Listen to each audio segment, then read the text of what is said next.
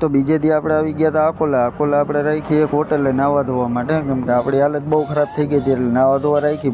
પાણી જોઈને નાહવાનું તો મન થયું નહીં, કેમ કે એવું ઠંડુ હતું કે વાત જવા દો, પણ ગમે એમ કરીને નાહવું તો પડે.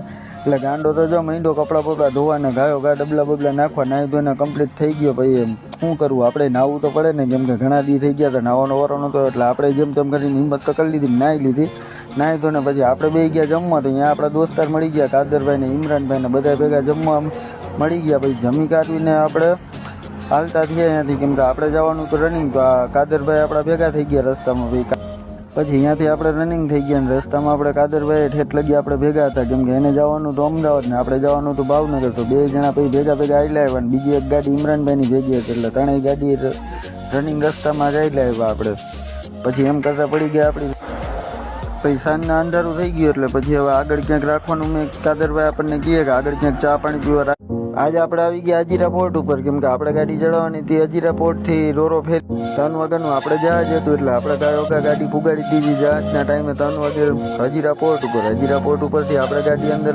તો ગાંડો તો આ જહાજ લેવાની જ વાત કરવા માંડ્યો કે આપણે આ જહાજ જ લઈ લેવું હોય. પછી મેં ગાંડાને કીધું હરવો રે થોડોક, આટલું બધું લેવાય નહીં, આપણું કામ નહીં આ જહાજ બાજ લેવું. મેં કીધું આપણો ખટારો બરાબર હે ભાઈ. પછી આપણે અહીંયાથી આવ્યા ઉપર ત્રીજા માળ ઉપર. ત્રીજા માળ ઉપર તો અહીંયા બહુ મજા આવે એવું હતું. પછી આપણું જહાજ થઈ ગયું હાલતું, કેમ કે આપણે જવાનું ભાવનગર ઘોઘા.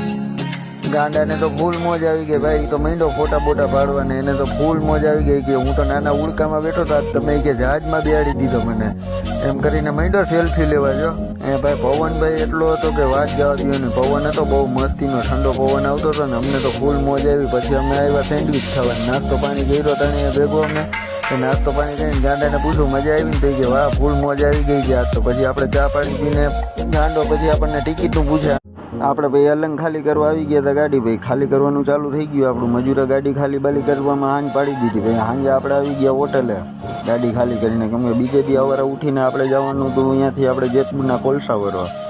તો આપણે આવી ગયા બીજે દી કોલસાની ખાણમાં. ત્યાં જેસીબી બધા કોલસા કાઢ્યા રાખે અંદર જમીનમાંથી. પછી આપણી ગાડી લગાડવાની હતી, આપણે ગાડી પછી લગાડી દીધી પોઈન્ટ ઉપર. આપણો વારો આવી ગયો તો આપણી ગાયો ગા જેસીબીથી ભરાઈ ગઈ. ત્યાંથી આપણે કાંટો બાટો કરાવવા ગયા તો આપણે વજન ઘટ્યો થોડોક. પછી વજન ઘટ્યો તો આપણે વજન નાખવા પાછો આવી ગયા ઉપર જ, કેમ કે હવે અહીંયા નીચે ખાણમાં નહોતું જવાનું. ઉપરથી આપણો વજન નાખી દીધો તો આપણે ગયા પછી કાંટો ચેક કરાવવા. કાંટો બાટો ચેક કરાવીને પછી આપણી ગાડી થઈ ગઈ ફાઇનલ ગાડી બાડી થઈ ગઈ. પછી આપણી બીજી એક ગાડી હતી, એના નાળા તાલપત્રી ગાંડાએ બંધાવી દીધા, કેમ કે આપણા તો પહેલાં જ બાંધી લીધા હતા નાળા તાલપત્રી. એટલે આપણી ગાડી પહેલાં ફાઇનલ થઈ ગઈ હતી. પછી જો આ કોલસા કેવા ભૂકી ઉડે, જો કાળા કાળા ભૂત જેવા અમે તો બધે થઈ ગયા કોલસાની ખાણમાં. પછી રાતે આપણો